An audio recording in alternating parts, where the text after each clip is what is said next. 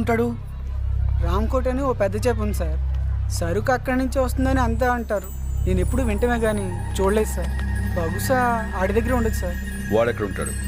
తెలియదు సార్. కావాలంటే ఇంకొంచెం టైం తీసుకో. నిజంగానే తెలియదు సార్.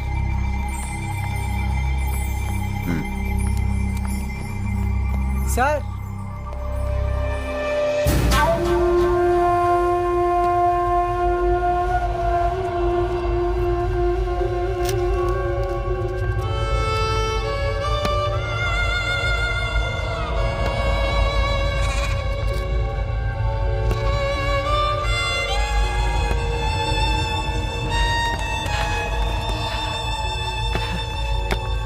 రసూల్, రామ్కోటి దగ్గరికి వెళ్తే అక్కడ జీవాని ఒకడు ఉంటాడు. వాడే సార్.